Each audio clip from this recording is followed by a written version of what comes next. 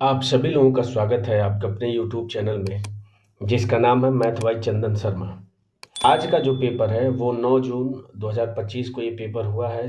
Second shift का ये paper है। आरआरबी एनटीपीसी ग्रेजुएट लेवल का ये पेपर है।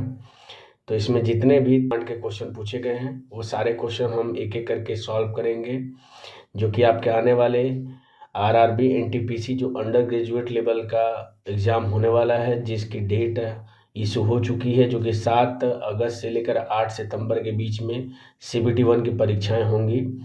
तो उसके लिए बहुत महत्वपूर्ण होगा। इस वीडियो में हम करेंगे क्या कि जो भी क्वेश्चन है इसके थ्रू इसके पीछे का कॉन्सेप्ट सीखेंगे और क्या शॉर्ट ट्रिक हो सकती है, कैसे हम कम से कम समय में करेक्ट आंसर तक पहुंच सकते हैं, वो सारे तरीके हम इस वीडियो में डिस्कस करेंगे। तो ये वीडियो आपके लिए बहुत इंपॉर्टेंट होने वाली है। वीडियो को अंत तक ज़रूर देखें। अगर आप इस चैनल पर पहली बार विजिट कर रहे हैं तो चैनल को सब्सक्राइब करना ना भूलें। पहला क्वेश्चन कह रहा है कि एक व्यापारी अपने माल पर क्रय मूल्य से 65% अधिक मूल्य अंकित करता है तथा अंकित मूल्य पर 8% की छूट देता है। तो कह रहा है कि इसका लाभ या हानि प्रतिशत कितना होगा, ये आपको बताना है। तो देखिए, हमने एक फार्मूला पढ़ा है जो कि नेट चेंज वाला फार्मूला है, सबको मालूम ही होगा। तो 65% अधिक अंकित किया, इसका मतलब 65% प्लस में छूट दे रहा है तो माइनस हो जाएगा 8। प्लस माइनस गुणा करेंगे तो माइनस 65 में क्या करेंगे, हम 8 का गुणा कर देंगे और डिवाइडेड बाई 100 हो जाएगा। बस इसको सॉल्व कर लेंगे तो 65 में से 8 घटाएंगे तो 8 5 13 यानी कि 53 हो जाएगा। और माइनस 65 में 8 का गुणा करेंगे तो 8 पचे 40 हो जाएगा। 8 से 48 और 4 कितना हो जाएगा, 52 हो जाएगा। 2 स्थान पे दशमलव यानी कि 5.2 हो जाएगा। 53 में से 5.2 घटाएंगे तो चूंकि लास्ट में इसके 0.2 है तो 0.8 लास्ट में आएगा, और 0.8 लास्ट में सिर्फ ऑप्शन नंबर 1 में है। तो यही क्या हो जाएगा, इसका करेक्ट आंसर हो जाएगा, यानी 51.8% का उसको लाभ होगा। बढ़ते हैं अगले क्वेश्चन पे। अगला क्वेश्चन कह रहा है एक पाइप टैंक को 7 मिनट में भर सकता है, जबकि जो दूसरा पाइप है पूरी तरीके से भरे टैंक को 56 मिनट में खाली कर सकता है। यदि दोनों पाइपों को खाली टैंक में एक साथ खोल दिया जाता है तो टैंक का 3/4 भाग भरने में कितना समय लगेगा। तो यहाँ पे जो कीवर्ड है वो 3/4 है। तो मैं लिख लेता हूँ। तो जो ए है, मान लेता हूँ भरने वाला पाइप है, वो 7 मिनट में भर सकता है। और बी जो है वो खाली करने वाला पाइप है, जो कि कितने मिनट में, तो 56 मिनट में खाली कर सकता है। तो इन दोनों का एलसीएम कितना हो जाएगा, तो 56 हो जाएगा। 7 से 56 में भाग करेंगे तो 8 बार चला जाएगा, और 56 में 56 से भाग करेंगे तो 1। तो यहाँ से ए की इफिशियंसी 8 आ गई जो कि भर रहा है, और बी की इफिशियंसी 1 आ गई जो कि खाली कर रहा है। तो दोनों को अगर एक साथ खाली टैंक में छोड़ दिया जाए तो ये 8 भरेगा और ये 1 खाली करेगा, यानी कि नेट कितना भरेगा, तो 7 यूनिट नेट भरेगा। और पूछ आपसे रहा कि 3/4 भाग भरने में, तो टोटल जो क्षमता है वो 56 है। तो इसका 3/4 यानी कि 3/4 भाग ये इसको भरना है किस हिसाब से, तो 7 के हिसाब से। तो इसको सॉल्व कर लेते हैं। तो 7 से भाग करेंगे तो 8 बार चला जाएगा, 8 से भाग करेंगे तो 2 बार, 2 में 3 का गुणा करेंगे तो आंसर क्या निकल के आ जाएगा, 6 मिनट, जो कि ऑप्शन नंबर 1 में दिया हुआ है। बढ़ते हैं अगले क्वेश्चन पे। अगला क्वेश्चन कह रहा है कि चेतन को पहले वर्ष में अपनी बिक्री पर 2% की वृद्धि और दूसरे वर्ष में 20% की वृद्धि प्राप्त होती है। कह रहा है कि इसके साथ उसकी जो वर्तमान बिक्री है वो 1,76,800 है। तो कह रहा है कि 2 वर्ष पहले उसकी बिक्री क्या थी। तो कहने का मतलब क्या है कि मैं देख लेता हूँ कि जो नेट वृद्धि हुई है वो कितनी वृद्धि हुई है। तो 20 की वृद्धि हो रही है और 2 की वृद्धि हो रही है। चूंकि दोनों वृद्धि है तो प्लस में हो जाएगा, 20 में 2 का गुणा करेंगे तो 40 हो जाएगा, और डिवाइडेड बाई 100 हो जाएगा। यानी कि 20 और 2 कितना हो जाएगा, 22, और भाग देंगे तो ये 0.4 हो जाएगा। यानी कि ये 22.4% की क्या हो जाएगी, नेट वृद्धि हो रही है। यानी कहने का मतलब अगर 2 वर्ष पहले का आपसे पूछ रहा है तो 2 वर्ष पहले अगर एक्स था तो इस पे क्या कर रहा है कि 22% की वृद्धि का मतलब कितना हो जाएगा, 122.4% जब इसमें बढ़ रहा है तो ये बढ़ के कितना हो जा रहा है, तो 1,76,800 हो जा रहा है। ठीक है, तो यहाँ से आपको x की वैल्यू निकालनी है। तो x की वैल्यू हम निकाल देंगे तो इसे 100 का इधर गुणा हो जाएगा। तो 1,76,8 है, 2 जीरो पहले से, 2 जीरो और बढ़ जाएगा, और इसमें भाग कर देंगे किससे, तो 122.4 है, तो ऊपर 0 बढ़ा के ये 1224 हो जाएगा। अब भाग दे देते हैं, तो चूंकि ये 1768 है, इसमें हम क्या करेंगे, भाग देंगे। तो इस साइड में आप भाग दे सकते हैं, चूंकि सारे आंसर बहुत करीब करीब हैं, तो आप यूनिट डिजिट से भी नहीं निकाल सकते हैं। और नीचे 4 2 6 2 8 1 9 आ रहा है, तो आप इसको डिजिट सम से भी नहीं निकाल सकते हैं। तो लास्ट ऑप्शन ये है कि हमें भाग देना पड़ेगा। तो मैं भाग दे देता हूँ इस साइड में। तो 1 7 6 8 है, और 0 को अभी साथ ही में रख रहे हैं, 0 को मैं उतार नहीं रहा हूँ। तो 1 2 2 4 से भाग कर रहा हूँ, तो एक बार चला जाएगा, तो 1 2 2 4 हो जाएगा। ये कितना हो जाएगा, तो 4 हो जाएगा। 6 में से 2 जाएगा तो 4 हो जाएगा, और 7 में से 2 जाएगा तो 5 हो जाएगा। ये 0 है तो 0 उतार लेंगे, ये इतने 0 हैं उनमें से एक 0 उतार लेंगे। अब कितनी बार चला जाएगा, तो 12 चौको 48, 12 पचे 60, यानी कि 4 बार चला जाएगा। तो जैसे ही 14 आया, तो ये वाला ऑप्शन तो नहीं होगा, ये भी नहीं होगा, यानी कि आपके ये और ये दो ऑप्शन 14 से हो रहे हैं। तो इन दोनों में से कोई भी एक ऑप्शन हो सकता है। तो देख लेता हूँ, तो 4 बार लेके चला जाऊंगा तो 16 हो जाएगा, 4 दूना के 8 एक 9 हो जाएगा, 4 दूना के 8 हो जाएगा, और 4 एक में 4 हो जाएगा। घटा देंगे तो 10 में से 6 जाएगा 4 हो जाएगा। यहाँ पे 13, 13 में से 9 जाएगा 4 हो जाएगा। यहाँ पे 13, 13 में से 8 जाएगा 5 हो जाएगा, यानी फिर 0 बढ़ जाएगा। तो हम देख रहे हैं कि यही चीज़ फिर वापस रिपीट हो रही है। इसका मतलब फिर 4 बार चला जाएगा, यानी 144 सिर्फ ऑप्शन नंबर 3 में है। तो यही इसका क्या हो जाएगा, करेक्ट आंसर हो जाएगा। बाकी हमें कैलकुलेशन करने की ज़रूरत नहीं है। बढ़ते हैं अगले क्वेश्चन पे। अगला क्वेश्चन कह रहा है कि रोहित ने एक वस्तु 4400 में खरीदी और उसने इस पर 3600 रुपये खर्च किए। उसने इस मूल्य पर कुल लागत मूल्य से 25% अधिक अंकित किया, और फिर उसने इसे 19% की 2 क्रमिक छूट के बाद से बेच दी। तो कह रहा है कि वस्तु का विक्रय मूल्य कितना होगा। तो देखिए 4400 में तो खरीद के लाया है, और उस पर कितना खर्च कर दे रहा है, तो 3600 खर्च कर दे रहा है। तो अब टोटल उसकी जेब से कितना चला जा रहा है, तो 6 4 10 हो जाएगा, 4 3 7 1 8, यानी कि 8000 उसकी अब जेब से चला जा रहा है। तो अब ये 8000 उसका सीपी हो जाएगा। अब इस पे क्या करा है, तो मैं लिख लेता हूँ 8000। कह रहा है कि इससे 125% अधिक मूल्य अंकित किया है, तो 125 बटा क्या हो जाएगा, 100 हो जाएगा। और 2 क्रमिक छूट दे रहा है, कितने की, तो 19 की।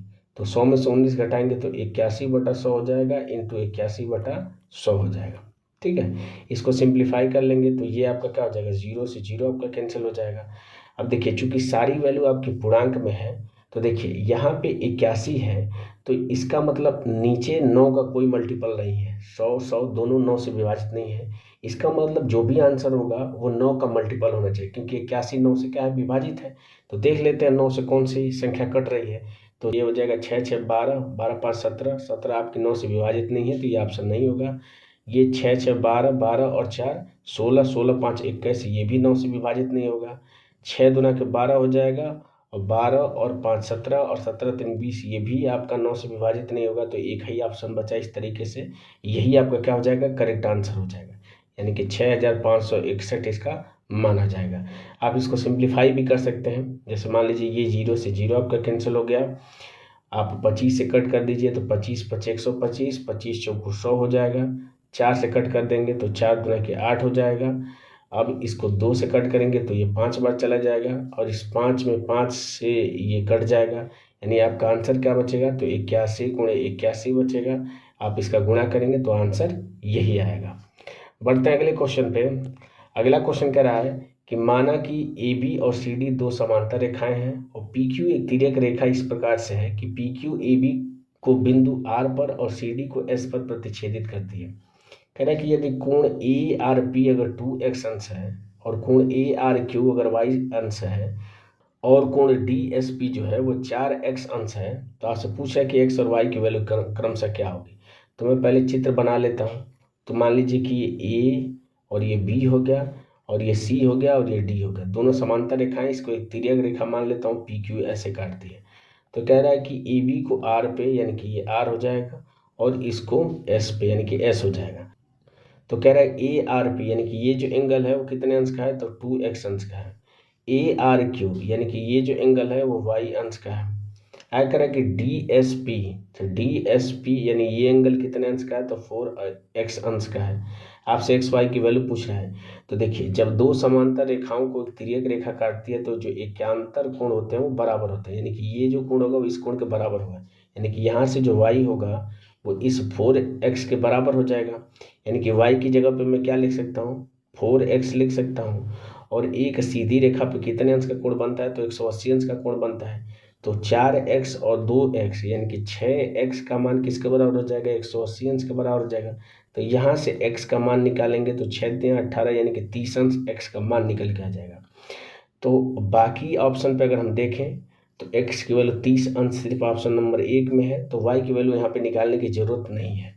मैं हमेशा बता चुका हूँ, जब भी क्वेश्चन कराता हूँ तो आपको बोलता हूँ कि हमेशा क्वेश्चन सॉल्व करते समय ऑप्शन पे एक नज़र जरूर देख लिया करिए, इससे आपका कुछ समय बच जाता है। बाकी आप y की वैल्यू भी निकाल सकते हैं। जैसे ही x की वैल्यू 30 अंश आ गई, यहाँ पे y का मान कितना हो जाएगा, तो 4x है, तो 4 में 30 का गुणा करेंगे तो इसका मान कितना हो जाएगा, 120 अंश हो जाएगा, जो कि ऑप्शन नंबर 1 में ही दिया हुआ है।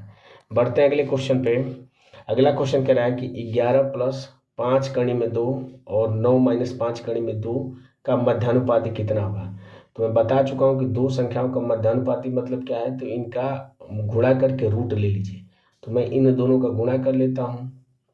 तो 11 + 5 कड़ी में 2, इसका गुणा किस में करना है, तो 9 - 5 कड़ी में 2, इससे गुणा करना है। तो गुणा कर लेते हैं, तो ये हो जाएगा रूट में 11 में 9 को गुणा करेंगे तो 99 हो जाएगा। ये हो जाएगा 11 × 5 = 55 कड़ी में 2 हो जाएगा, प्लस में 9 × 5 = 45 कड़ी में 2 हो जाएगा। यानी देखिए मैं क्या कर रहा हूँ कि इसका पहले इसमें गुणा कर रहा हूँ, फिर इसका इसमें गुणा कर रहा हूँ, फिर उसके बाद से इसका इसमें और फिर इसमें गुणा करके लिख रहा हूँ मैं। तो 5 माइनस हो जाएगा, 5 × 5 = 25 हो जाएगा, और √2 में √2 का गुणा करेंगे तो ये 2 हो जाएगा, रूट हट जाएगा। तो इसको जोड़ लेते हैं, तो 99 में से 50 अगर हम घटा देंगे तो ये 49 हो जाएगा, और माइनस का हो जाएगा 10 कड़ी में 2 हो जाएगा, और ये रूट में हो जाएगा। ऑप्शन पे अगर एक नज़र डालें तो इस √1 का कोई मतलब नहीं है, यानी कि आंसर 18, 14, 20 और 7 है।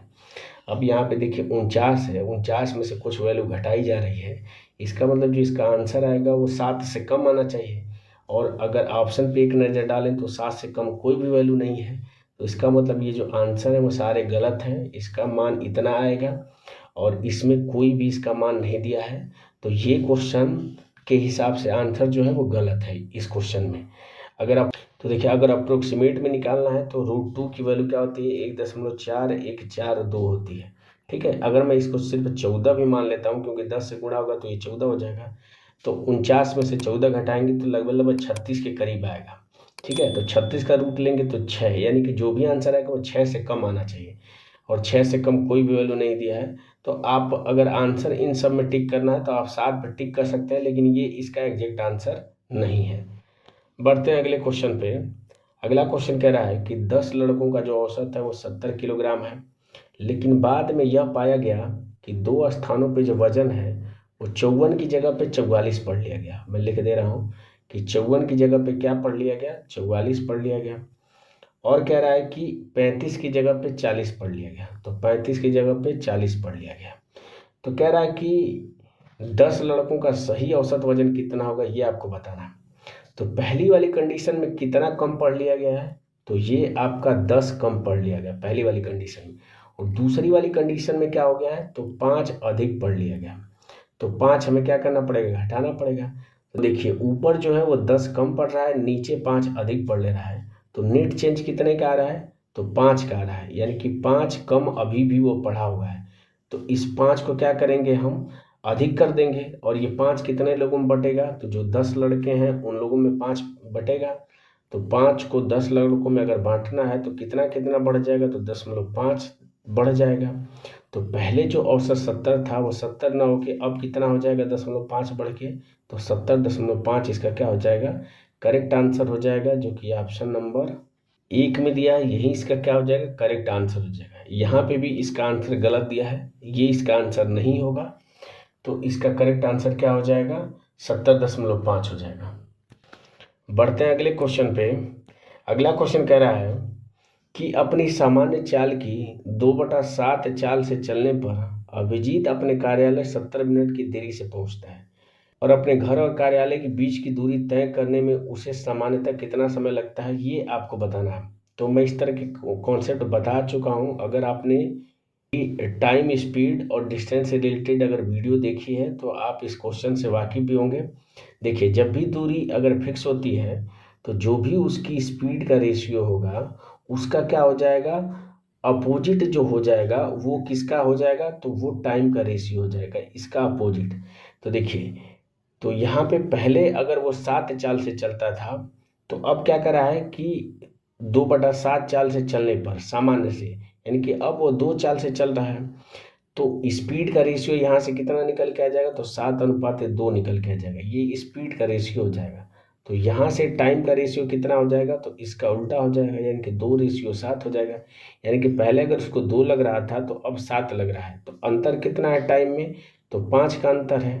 लेकिन क्वेश्चन में दिया कितना है, कितना अंतर होता है, 70 मिनट से देरी से, तो 5 की वैल्यू 70 मिनट हो जाएगी। तो यहाँ से 1 की वैल्यू कितना हो जाएगी, तो 70 में 5 से भाग करेंगे तो 5, 14 5 70, यानी कि 14 हो जाएगा 1 की वैल्यू। तो आपसे पूछ क्या रहा है कि सामान्य समय, यानी कि जब स्पीड 7 है तो उस समय कितना लग रहा है, तो 2 लग रहा है। तो 2 यूनिट की वैल्यू कितनी हो जाएगी, अगर 1 यूनिट की वैल्यू 14 है तो 2 यूनिट की वैल्यू कितनी हो जाएगी, 28 मिनट हो जाएगी। तो यानी कि सामान्यतः उसको 28 मिनट लगता होगा, जो कि ऑप्शन नंबर 3 में दिया हुआ है। बढ़ते हैं अगले क्वेश्चन पे। अगला क्वेश्चन कह रहा है कि 9 पुरुष या 8 महिलाएं किसी काम को 19 दिन में कर सकती हैं। कह रहा है कि 9 पुरुष 9 दिन तक काम करते हैं और फिर काम छोड़कर चले जाते हैं, तो शेष काम को 8 दिनों में पूरा करने के लिए कितनी महिलाओं की आवश्यकता होगी, ये आपसे पूछ रहा है। तो देखिए, पहली वाली जो पंक्ति कह रही है कि 9 पुरुष या, तो लिख लेता हूँ 9 मेल या 8 फीमेल किसी काम को कितने दिन में कर दे रहे हैं, तो ये 19 दिन में। तो यहाँ से मेल और फीमेल की इफिशियंसी का हम रेशियो निकाल देते हैं।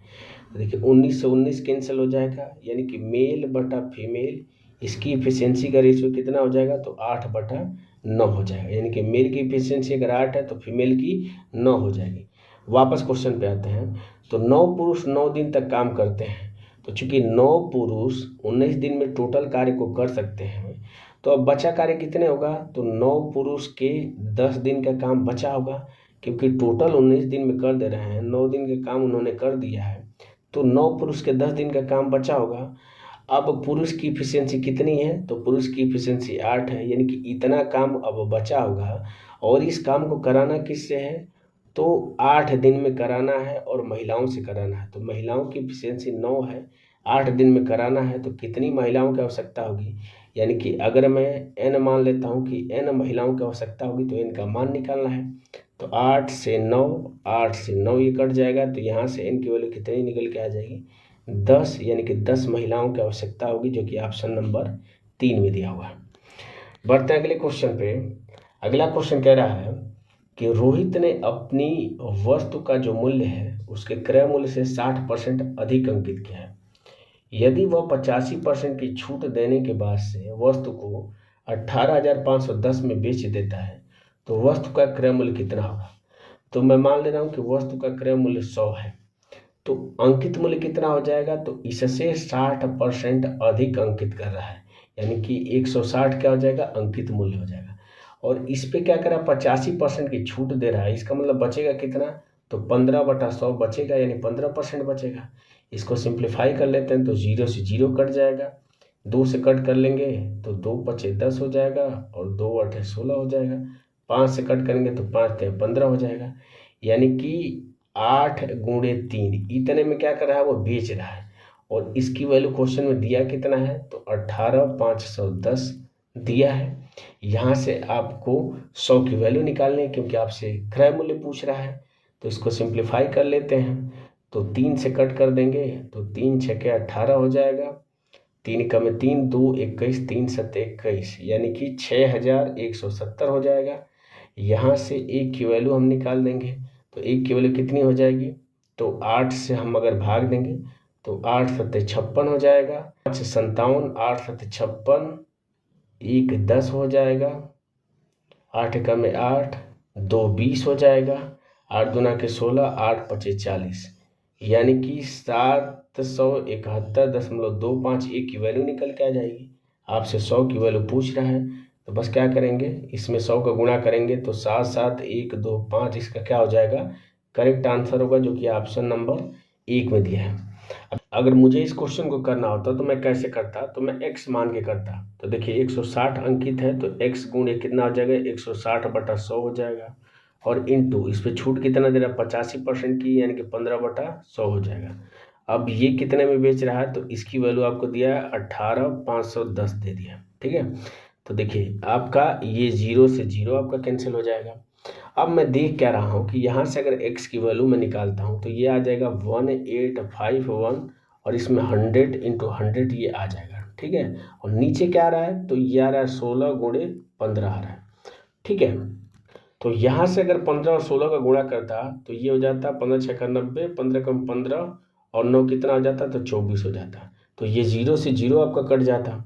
अब देखिए लास्ट में 4 है इसके, और इसका गुणा करेंगे तो लास्ट में 0 आएगा। तो 4 में किस चीज़ का गुणा करेंगे कि 0 आएगा, तो 7 का गुणा करेंगे तो 28, 0 नहीं आएगा। 8 का गुणा करेंगे तो 32, 0 नहीं आएगा। 4 का गुणा करेंगे तो 16, 0 नहीं आएगा। यानी कि 4 में सिर्फ 5 का गुणा करेंगे तो ही 0 हो सकता है। इसका मतलब इसके लास्ट में 5 आना ही चाहिए, और 5 लास्ट में सिर्फ ऑप्शन नंबर 1 में दिया है, तो यही इसका करेक्ट आंसर हो जाएगा। मैं कैलकुलेशन नहीं करने जाऊँगा, मैं यूनिट डिजिट से क्या करूँगा, इसको चेक कर लूँगा। बढ़ते हैं अगले क्वेश्चन पे। अगला क्वेश्चन कह रहा है कि एक आयताकार पार्क की लंबाई उसकी चौड़ाई से 27 मीटर अधिक है, इसका क्षेत्रफल आपको दिया है, तो कह रहा है कि इसकी चौड़ाई कितनी होगी।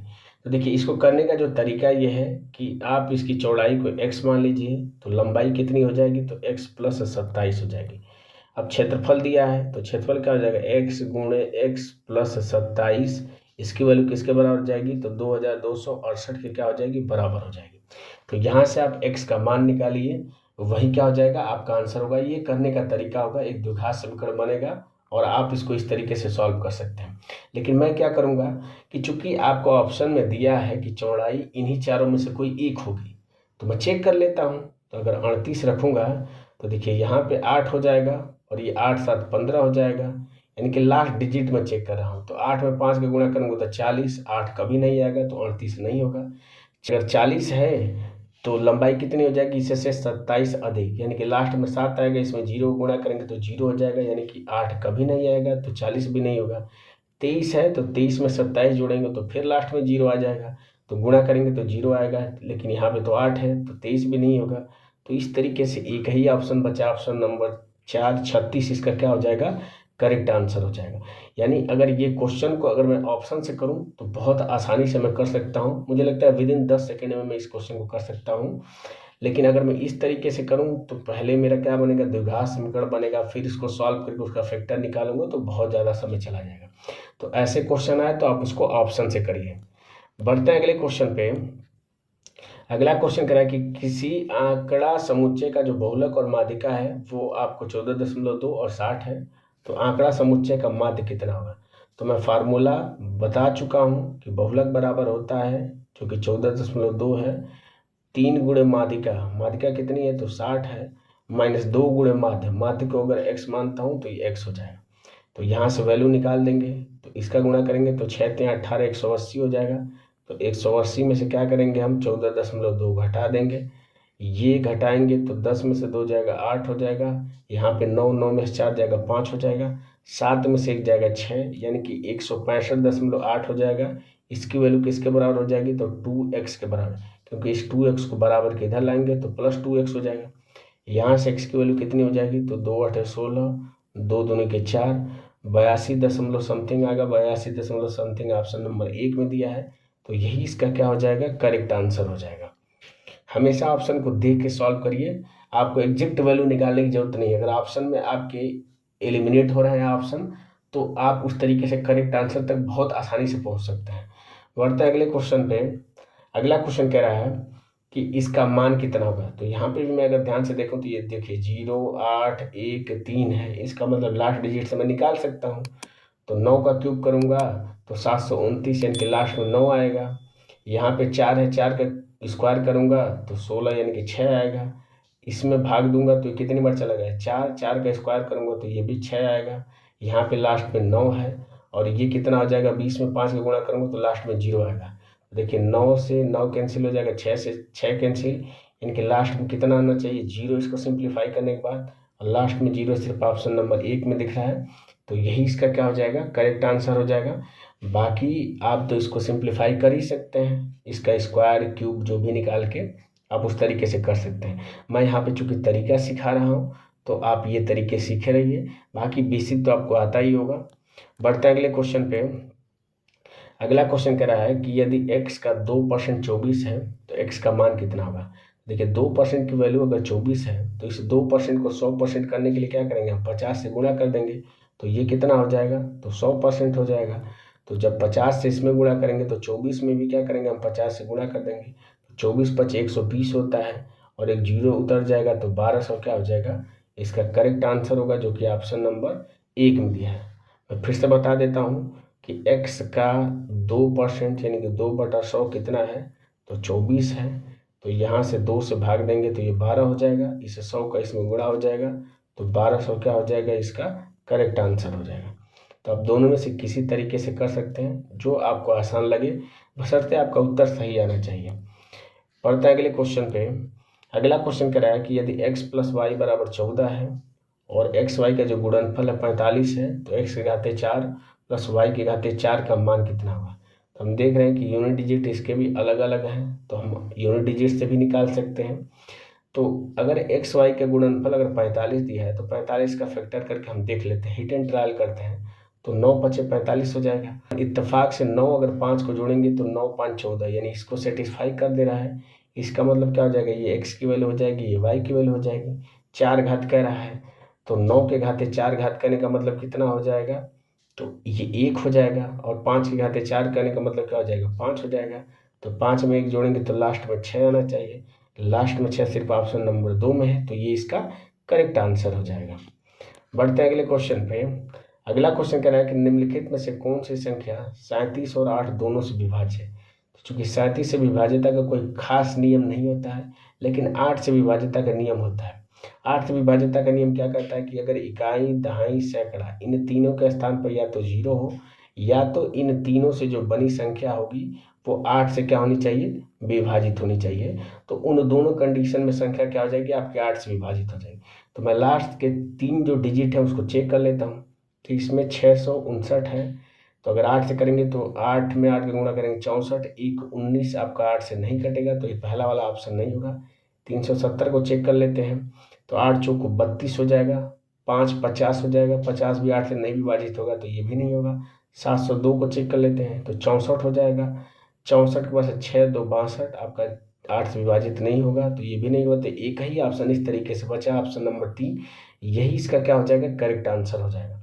आप 208 में अगर 8 से भाग करेंगे तो 8 दूना के 16, 4 48, 8 6 के 48, बिल्कुल ये 8 से डिविजिबल है, तो ये संख्या क्या हो जाएगी, 8 से विभाजित हो जाएगी। यहाँ पे 37 से चेक करने की जरूरत ही नहीं है, क्योंकि 8 से ही आपके आंसर एलिमिनेट हो गए हैं। बढ़ते हैं अगले क्वेश्चन पे। अगला क्वेश्चन कह रहा है कि 71 + 62/7 + 30 - 31 को सरलीकृत कीजिए। तो ऑप्शन पर अगर एक नज़र डालें तो 7 7 7 7 तीनों चारों में 7 है, यानी कि ऊपर वाली वैल्यू सब में अलग है, तो बस ऊपर वाली वैल्यू आप देख लीजिए, ठीक है। नीचे तो 7 आएगा ही आएगा। तो देखिए 31 में से 30 घटाएंगे तो ये माइनस का 1 हो जाएगा, और 71 में से -1 अगर जोड़ देंगे तो ये 70 हो जाएगा, यानी इक्वेशन आ जाएगा 70 + 62/7 हो जाएगा। 70 में 7 का गुणा करेंगे तो 49 यानी कि 490 हो जाएगा, और 490 में 62 अगर हम जोड़ देंगे और डिवाइडेड बाई 7 तो 400 500 हो जाएगा, यानी कि 552 हो जाएगा। क्योंकि इस 62 में से 10 लेके इसको दे दिया हूँ तो 500 हो जाएगा, और इसमें से 10 घटाऊंगा तो 52 हो जाएगा। तो 552/7 जो कि ऑप्शन नंबर 1 में दिया है, यही इसका करेक्ट आंसर हो जाएगा। बढ़ते हैं अगले क्वेश्चन पे। क्वेश्चन नंबर 18 कह रहा है कि मोहन जो है वो 5000 की राशि और वरुण जो है वो 9000 की राशि वार्षिक साधारण ब्याज की समान दर पर निवेश करते हैं। यदि 3 वर्ष के अंत में वरुण को मोहन से 480 अधिक ब्याज मिलता है तो वार्षिक ब्याज की दर प्रतिशत में क्या होगी, ये आपको बताना है। तो देखिए चूंकि वरुण जो है वो मोहन से कितने रुपए अधिक निवेश किया है, तो चूंकि मोहन को 5,000 मिला है, वरुण को 9,000, इसका मतलब 4,000 रुपये क्या है, वरुण ने अधिक यूज की है, जिसकी वजह से इसको कितने रुपये का ब्याज अधिक मिला है, तो 480 रुपये का ब्याज अधिक मिला है।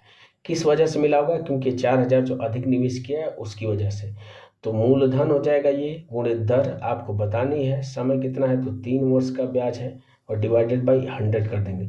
बस इसको सॉल्व कर लीजिए, तो 0 से 0 आपका कैंसिल हो जाएगा, ये 0 से ये 0, 4 से भाग करेंगे तो 12 चौक 48 हो जाएगा, 3 से भाग करेंगे तो 3 चौक 12, यानी कि यहाँ से आर की वैल्यू कितना निकल के आ जाएगी, 4% निकल के आ जाएगी, जो कि ऑप्शन नंबर 2 में दिया है।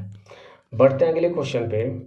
अगला क्वेश्चन कह रहा है कि ए बी सी डी के समांतर है, एक तिर्यक रेखा पी क्यू ए बी और सी डी को ई और एफ पर प्रतिच्छेदित करती है। मैं चित्र बना लेता हूँ कि ये हो जाएगा आपका ए बी हो जाएगा, और ये सी डी हो जाएगा। तिर्यक रेखा जो पी क्यू है वो इसको किस पे प्रतिच्छेदित कर रही है, तो ई पे और एफ पे क्या करिए, प्रतिच्छेदित कर रही है। क्वेश्चन पे वापस आते हैं, तो कह रहा है कि कोण पी ई बी बराबर 49 अंश। तो पी ई बी यानी कि ये जो एंगल है वो कितना है, तो 49 अंश है। ए बी और सी डी के बीच में स्थित एक बिंदु जी इस प्रकार से है कि कोण बी ई जी जो है, मान लीजिए जी है, तो बी ई जी यानी ये एंगल कितना का है, तो ये 35 अंश का है। और जी एफ ई, तो जी एफ और ई यानी कि ये जो एंगल है वो कितने का अंश का है, तो 16 अंश का है। तो आपसे पूछ रहा है कि ई जी एफ, तो ई जी एफ यानी कि ये एंगल आपसे पूछ रहा है। तो मैं इस तरह के क्वेश्चन करा चुका हूँ। ये इस थ्योरम पे ये क्वेश्चन है कि त्रिभुज की अगर एक भुजा को बढ़ाया जाता है तो पास वाले भुजा के साथ जो कोण बनाती है उसको बहिष्य कोण बोलते हैं। और बहिष्य कोण की खासियत क्या होती है कि ये पास वाले एंगल को छोड़कर अन्य दो एंगल के क्या होता है, सम के बराबर होता है। यानी कि अगर ये एक्स है ये वाई है तो इसकी वैल्यू कितनी हो जाएगी, तो एक्स प्लस वाई हो जाएगी। बस इसी रूल पे फॉलो कर देंगे। तो देखिए ये त्रिभुज आपको ये दिख रहा है, इस त्रिभुज की इस भुजा को आगे तक बढ़ाया गया है। इसका मतलब जो पूरा एंगल होगा वो इस एंगल और इस एंगल के सम के बराबर होगा। बस यही कर देते हैं। तो ये क्या हो जाएगा, 49 प्लस 35, ये बराबर किसके हो जाएगा, तो 16 और प्लस, अगर इस कोण का मान निकालना है इसको x अंश मान दें तो x हो जाएगा। सॉल्व कर लेते हैं हम। तो देखिए 16 अगर 35 में से घटाएंगे तो कितना हो जाएगा, तो 16 दूना के 32 होता है, और 32 3 यानी कि 19 हो जाएगा ये, और ये कितना है, तो 49 है। तो यहाँ से x का मान कितना हो जाएगा, तो 9 9 18, लास्ट में 8 आना चाहिए, लास्ट में 8 सिर्फ ऑप्शन नंबर 2 में है। तो यही इसका क्या हो जाएगा, करेक्ट आंसर हो जाएगा, 68 अंश x का मान हो जाएगा। बढ़ते हैं अगले क्वेश्चन पे। अगला क्वेश्चन कह रहा है कि किसी निश्चित राशि पर 19% वार्षिक ब्याज दर से 2 वर्षों के साधारण ब्याज और वार्षिक रूप से संयोजित चक्रवृद्धि ब्याज के बीच का जो अंतर है वो 590 है। तो कह रहा है कि राशि कितनी होगी ये आपको बतानी है। तो देखिए मैं बता चुका हूँ कि जो भी राशि होती है उसका 19% और एक बार और 19% अगर हम निकाल दें तो ये जो आती है वो 2 साल के साधारण ब्याज और चक्रवृद्धि ब्याज के बीच का अंतर होता है, जो कि कितना है, 590 है। इसकी वैल्यू 590 दी है। तो यहाँ से पी का अगर हम मान निकालें तो कितना हो जाएगा, तो 590 हो जाएगा इंटू 100 और इंटू 100 और डिवाइडेड बाई कितना हो जाएगा, तो 19 गुणे 19 हो जाएगा। तो बस इसको सॉल्व कर लेते हैं, चूँकि आंसर जो निकटतम पूर्णांक में बताना है। इसको अगर और सिंप्लीफाई करें तो ऊपर कितना हो जाएगा, तो ऊपर हो जाएगा 59 हो जाएगा, 1 2 3 4 और ये 5 जीरो हो जाएंगे, और डिवाइडेड बाई कितना हो जाएगा, तो 19 गुणे 19 हो जाएगा। तो भाग दे देते हैं, तो 19 से भाग करेंगे तो 19 से 57 हो जाएगा, 2 20, 19 कम 19, 1 10 हो जाएगा, 0 उतर जाएगा, 100 हो जाएगा, 19 पचे 95 हो जाएगा, और फिर उसके बाद से कितना हो जाएगा, तो 5 50 हो जाएगा, 19 दुना के 38 हो जाएगा, और 12 उसके बाद से कुछ भी आएगा। फिर हम चेक कर लेते हैं, फिर 19 से भाग करके, तो 19 कम 19 हो जाएगा, 20 हो जाएगा, 30 यानी कि 12 120 हो जाएगा, 19 पचे 95, 19 छक्का 114, तो 114 हो जाएगा, 6 हो जाएगा, 65 हो जाएगा, 19 38 19 57 हो जाएगा, तो 57 65 यानी कि 3 5 3 8 83 हो जाएगा, और 83 तो 19 38 29 19 चौक 76 यानी कि 1634 के करीब कुछ आएगा। और 1634 सिर्फ ऑप्शन नंबर किस में दिया है, तो ये आपका आगे के जो 4 अंक हैं 16, 34 वो सिर्फ ऑप्शन नंबर 3 में दिया है। तो यही इसका क्या हो जाएगा, करेक्ट आंसर हो जाएगा, क्योंकि ये 33 है, ये 33 है और ये 35 है। तो जो भी आंसर होगा अप्रोक्सीमेट में मैंने निकाला है, बाकी जो भी आपका आएगा वो आप सॉल्व कर सकते हैं। तो मैं आगे के 4 डिजिट चेक कर लिया हूँ, तो 1634 आ रहा है। तो 1634 सिर्फ ऑप्शन नंबर आगे के 4 डिजिट 3 में दिया है, तो यही इसका क्या हो जाएगा, करेक्ट आंसर हो जाएगा। बढ़ते हैं अगले क्वेश्चन पे। अगला क्वेश्चन कह रहा है कि एक कक्षा में 14 लड़कों का जो औसत वजन है वो 40.25 किलोग्राम है। शेष 4 लड़कों का औसत वजन 33.5 किलोग्राम है। तो कह रहा है कि सभी कक्षा के लड़कों का औसत वजन कितना होगा ये आपको बताना है। तो मैं इसको लिख देता हूँ। तो 14 लड़कों का औसत वजन कितना है, तो ये है आपका 40.25 है।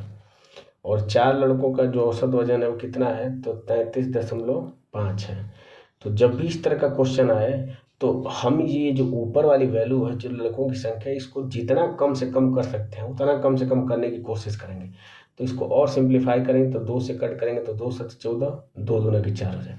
अब ये सिंप्लीफाई नहीं हुआ तो देखिए इसका मतलब क्या करें कि पहले अगर 7 लड़के थे, शेष 2 लड़के अगर आ जा रहे हैं जिनका औसत इतना है, तो अब नया औसत कितना होगा। तो मैं मान लेता हूँ कि ये जो है 33.5 यही औसत है, ये मैं मान रहा हूँ। तो 33.5 अगर मैं औसत मान ले रहा हूँ तो ये कितना उससे अधिक है। तो मैं क्या करूँगा, इसमें से 33.5 क्या करूँगा, घटा दूंगा।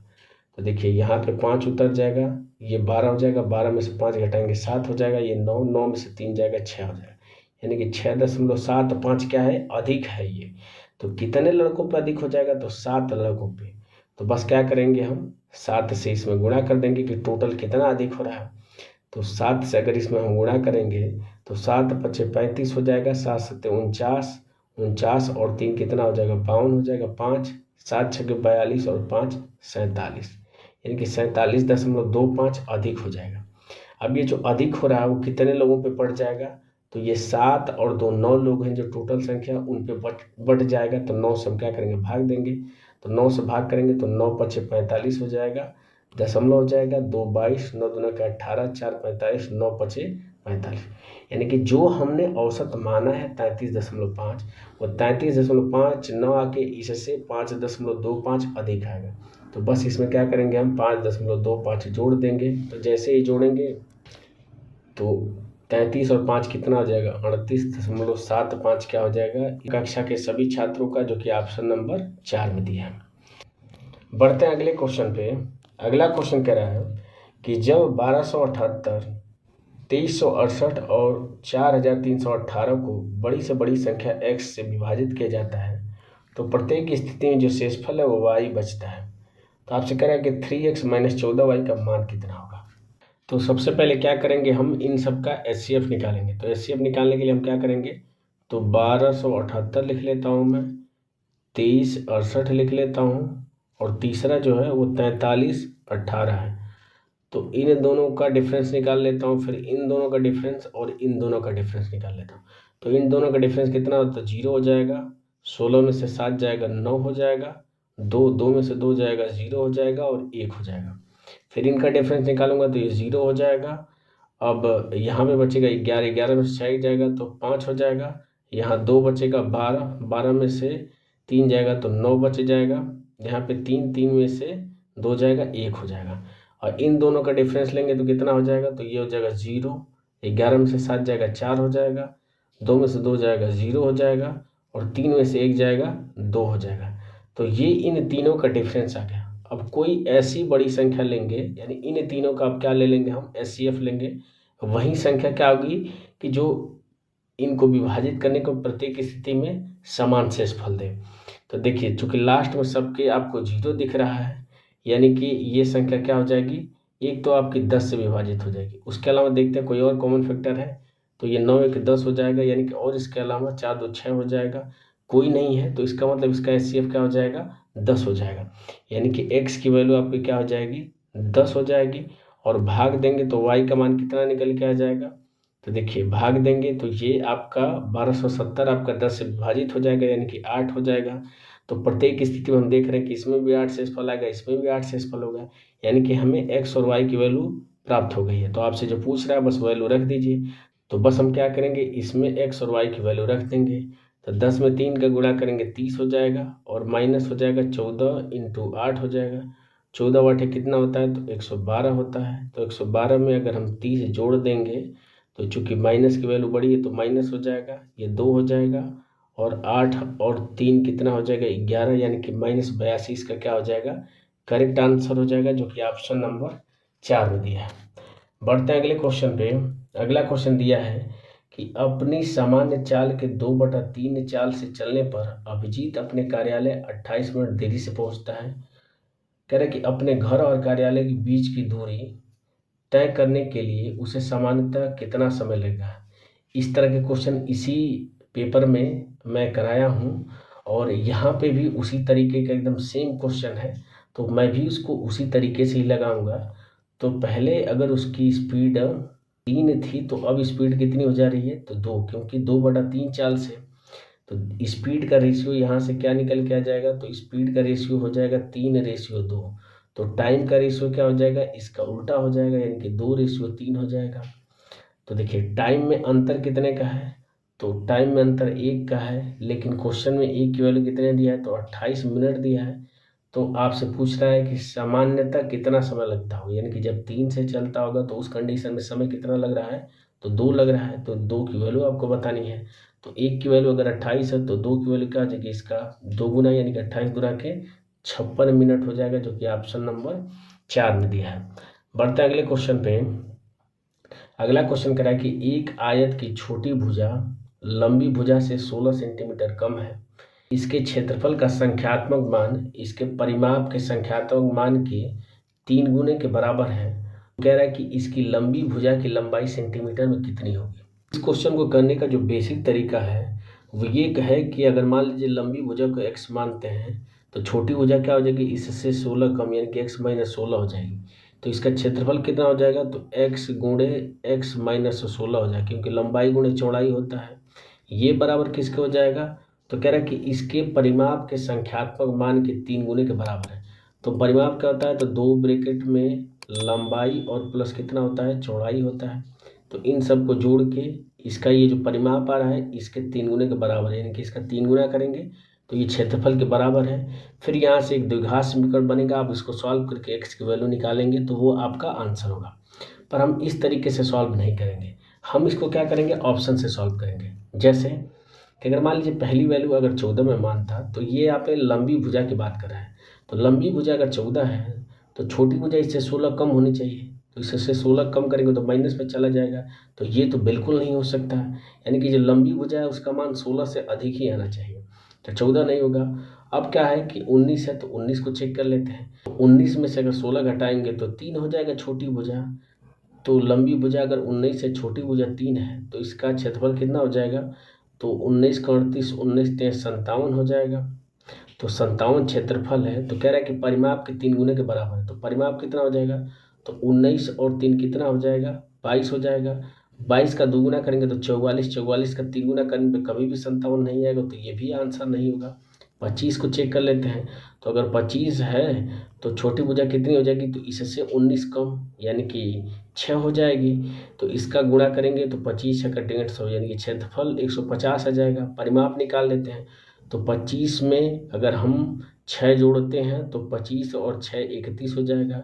31 का 2 गुना करेंगे तो 62 हो जाएगा, और 62 का 3 गुना करने पे कभी भी लास्ट में 0 नहीं आएगा, तो ये भी नहीं होगा। तो इस तरीके से एक ही ऑप्शन बचा, ऑप्शन नंबर 2, यही इसका क्या हो जाएगा, करेक्ट आंसर हो जाएगा। बाकी आप चेक भी कर सकते हैं। तो अगर ये 24 है तो इससे 16 कम, तो 16 कम करेंगे तो 8 हो जाएगा। तो 8 क्या हो जाएगी, इसकी चौड़ाई हो जाएगी। क्षेत्रफल क्या हो जाएगा, तो 24 में 8 का गुणा करेंगे तो 8 चौको 32 हो जाएगा, 8 दूना के 16 और 3 19, यानी कि 192 हो जाएगा। अब इसका क्षेत्रफल अगर हमने निकाल लिया है तो इसका परिमाप निकालेंगे। तो 24 और 8 कितना हो जाएगा, 32 हो जाएगा, और 32 का 2 गुना करेंगे तो परिमाप कितना हो जाएगा, तो 64 हो जाएगा। और 64 का अगर मैं 3 गुना कर देता हूँ तो 4 3 12, 6 3 18 को 19, 192 बिल्कुल आ रहा है, क्वेश्चन को सेटिस्फाई कर रहा है। तो इसका करेक्ट आंसर क्या हो जाएगा, 24 हो जाएगा। बाकी अगर आप बेसिक से सॉल्व करना चाहते हैं तो मैंने इक्वेशन बना दी है, आप इससे भी सॉल्व कर सकते हैं। पर इस तरह के क्वेश्चन को सॉल्व करने का सबसे बढ़िया तरीका होगा कि आप ऑप्शन के थ्रू करें। मैंने सारे ऑप्शन लेके आपको बता दिया। बढ़ते हैं अगले क्वेश्चन पे। अगला क्वेश्चन कह रहा है कि किसी निश्चित संख्या को दो भागों में इस प्रकार से विभाजित किया जाता है कि पहले भाग के 5 गुने को दूसरे भाग के 14 गुने में जोड़ने पर कुल संख्या का 7 गुना प्राप्त होता है। तो कह रहा है कि दूसरे भाग और पहले भाग का अनुपात कितना होगा। तो मान लीजिए एक भाग x है, दूसरा भाग y है। तो कह रहा है कि पहले भाग का 5 गुना और दूसरे भाग का कितना, तो 14 गुना जोड़ने पर जो हो रहा है तो संख्या क्या हो जाएगी, तो x प्लस वाई क्या हो जाएगी, संख्या हो जाएगी। इसके 7 गुना के क्या है, तो बराबर है। तो इसको हम जोड़ के क्या कर लेते हैं, x और y के बीच में हम संबंध स्थापित कर लेते हैं। तो ये कितना हो जाएगा, 5x प्लस 14y, ये बराबर किसके हो जाएगा, तो 7x प्लस 7y के बराबर हो जाएगा। यहाँ से x को एक तरफ कर देंगे, y को एक तरफ कर देंगे, तो 2x बराबर किसके हो जाएगा, तो 7y के बराबर हो जाएगा। यहाँ से x और y का रेशियो अगर हम निकालेंगे तो 7/2 हो जाएगा। तो आपसे कह रहा है कि दूसरे भाग का पहले भाग से अनुपात, यानी कि y अनुपात x पूछ रहा है। तो y अनुपात x कितना हो जाएगा, तो 2:7 हो जाएगा। और 2:7 ऑप्शन नंबर 4 में दिया है, तो यही इसका करेक्ट आंसर हो जाएगा। बढ़ते हैं अगले क्वेश्चन पे। अगला क्वेश्चन कह रहा है कि यदि द्विघात समीकरण 4x² प्लस bx प्लस 3 बराबर 0 और 8x² plus 4x plus c बराबर 0 में दोनों मूल सार्व हैं, तो क्रमशः b और c का मान कर रहा है। तो सार का मतलब क्या है कि ये दोनों इक्वेशन एक दूसरे के बराबर हैं। तो देखिए यहाँ पे x² का कोफिशिएंट कितना है, 4 है, यहाँ पे कितना है, तो 8 है। तो इसमें दोगुना हो रहा है, तो यहाँ पे जो भी वैल्यू होगी इसका दोगुना यहाँ पे प्राप्त होगा, इसका दोगुना यहाँ पे प्राप्त होगा। तो इस b की जगह पे क्या रखेंगे कि इसका दोगुना करने पे 4 प्राप्त हो। तो अब ये सी बात है कि b का मान क्या हो जाएगा, 2 हो जाएगा। इसे 3 का दोगुना करने पे c प्राप्त होगा, तो c का मान कितना हो जाएगा, 6 हो जाएगा। तो आपसे b और c का मान पूछ रहा है, तो 2 और 6 इसका क्या हो जाएगा, करेक्ट आंसर हो जाएगा। बढ़ते हैं अगले क्वेश्चन पे। अगला क्वेश्चन कह रहा है कि एक पिता और उसके पुत्र की वर्तमान आयु का योग पुत्र की वर्तमान आयु के 2 गुने से 19 वर्ष अधिक है। तो पिता की अगर मैं x मान लेता हूँ और क्या है कि उसके बेटे यानी कि सन की अगर मैं y मान लेता हूँ, तो इन दोनों के वर्तमान आयु का योग कितना हो जाएगा, तो x प्लस वाई। कह रहा है कि पुत्र की वर्तमान आयु जो कि y है, इसके 2 गुने से 19 अधिक है, यानी कि अगर इसमें 19 जोड़ दिया जाए तो ये इक्वेशन क्या हो जाएगा, बराबर हो जाएगा। ठीक है, तो यहाँ से हम निकाल लेंगे, तो x माइनस वाई ये बराबर किसका हो जाएगा, तो 19 के बराबर हो जाएगा। आगे कह रहा है कि 15 वर्ष बाद पिता की आयु का 12 गुना पुत्र की आयु के 13 गुने से 17 वर्ष कम होगा। कह रहा है कि पिता और पुत्र की वर्तमान आयु के बीच का अंतर, तो वर्तमान आयु x और y हमने माना है, तो इसके बीच का अंतर तो यही पे आ गया 19, यानी कि हमें इस वाली लाइन को सॉल्व करने की जरूरत नहीं है। जिस हिसाब से क्वेश्चन पूछा है तो इसका करेक्ट आंसर क्या हो जाएगा, यहीं पे निकल के आ गया 19, तो 19 इसका करेक्ट आंसर हो जाएगा। बढ़ते हैं अगले क्वेश्चन पे। अगला क्वेश्चन कह रहा है कि प्रेक्षणों आपको दिया है, इसका पूछ रहा है समांतर माध्य। तो ऑप्शन पे एक नजर डालें तो सारे ऑप्शन आपके क्या है, यूनिट डिजिट अलग अलग हैं। तो यूनिट डिजिट हम निकाल देंगे, तो सारे को जोड़ लेते हैं, तो सिर्फ यूनिट डिजिट जोड़ेंगे। तो ये हो जाएगा 8 6 14, 4 हो जाएगा, 4 और 2 6 हो जाएगा, 6 और 5 11 1 हो जाएगा, 7 और 1 8 हो जाएगा, 9 और 17 7 हो जाएगा, 7 7 14 4 हो जाएगा, 4 और 6 10 हो जाएगा, और ये 4 हो जाएगा, यानी कि ऊपर 4 आ रहा है। पदों की संख्या कितनी है, तो 2 2 4 2 6 2 8 और 1 9 है। तो 9 में किस चीज़ का गुणा अगर हम करें तो 4 आना चाहिए। तो 8 का गुणा करेंगे तो 72, 2 आ रहा है। 1 का गुणा करेंगे तो 9 आएगा, 4 गुणा करेंगे तो 9 चौको 36 6 आएगा। तो 9 में अगर 6 का गुणा करेंगे तो 9 6 के 54, यानी कि लास्ट में 4 आ रहा है, तो इसका करेक्ट आंसर क्या हो जाएगा, 56 हो जाएगा। बढ़ते हैं अगले क्वेश्चन पे। अगला क्वेश्चन कह रहा है कि एक स्कूल में खेलों में भाग लेने वाली लड़कियों और लड़कों की संख्या का जो अनुपात है वो 1:5 है। यदि खेलों में भाग लेने वाले लड़कियों की संख्या 200 है, तो खेलों में भाग लेने वाले लड़कों की संख्या कितनी होगी। तो आपको दिया है कि लड़कियों और लड़कों का जो अनुपात है वो 1:5 है, और 1 की वैल्यू आपको क्वेश्चन में 200 दिया है और 5 की वैल्यू आपसे पूछ रहा है। तो अगर 1 की वैल्यू 200 गुना है तो 5 की वैल्यू भी 200 गुना होगी, कितनी हो जाएगी, तो 1000 हो जाएगी। तो इसका करेक्ट आंसर क्या हो जाएगा, 1000 हो जाएगा। बढ़ते हैं अगले क्वेश्चन पे, और ये इस वीडियो का लास्ट क्वेश्चन है। क्वेश्चन कह रहा है कि 12 मीटर और 20 मीटर ऊंचाई वाले 2 खंभे समतल जमीन पर लगे हैं। खंभों के निचले हिस्सों के बीच की दूरी 15 मीटर है उनके शीर्षों के बीच की दूरी कितनी होगी। तो मैं चित्र बना के समझा देता हूँ। ये मान लीजिए कि 12 मीटर है और ये मान लीजिए कि 20 मीटर लंबा है, खंबे हैं, इनके बीच की जो दूरी है वो कितनी है, 15 है। तो आपसे पूछ क्या रहा है, तो आपसे ये दूरी पूछ रहा है कि इसके शीर्षों के बीच की दूरी कितनी होगी। तो मैं क्या कर रहा हूँ कि इसके समांतर इस बिंदु से एक रेखा ऐसे खींच दे रहा हूँ। तो अगर ये 15 है तो ये भी कितना हो जाएगा, 15 हो जाएगा। अगर ये 12 है तो ये भी 12 हो जाएगा। टोटल लेंथ कितनी है, 20 है। अगर ये 12 हो गया तो ये 8 हो जाएगी। अभी समकोण त्रिभुज बन रहा है तो पाइथागोरस थ्योरम अप्लाई कर देंगे। हमें ट्रिपलेट पता है कि 15, 8 और 17 का ट्रिपलेट होता है। आप निकाल भी सकते हैं कि 15 का स्क्वायर कर लीजिए और प्लस 8 का स्क्वायर कर लीजिए। 15 का स्क्वायर होता है 225, 8 का स्क्वायर होता है 64 होता है। जोड़ लेंगे तो 5 4 9 हो जाएगा, 6 2 8 हो जाएगा, 289 आ जाएगा। इसका रूट लेंगे तो 17 आ जाएगा। तो इस हिसाब से इसका करेक्ट आंसर क्या आ जाएगा, 17, जो कि ऑप्शन नंबर 4 में दिया है। तो इस तरीके से 9 जून 2025 को जो आरआरबी एनटीपीसी ग्रेजुएट लेवल का पेपर हुआ था, उसमें क्वांट के जितने भी महत्वपूर्ण 30 क्वेश्चन थे, वो सारे क्वेश्चन मैंने एक एक करके डिस्कस कर लिया। मुझे उम्मीद है कि ये वीडियो आपको इन्फॉर्मेटिव लगी होगी। इस वीडियो से आपने कुछ न कुछ ज़रूर नया सीखा होगा।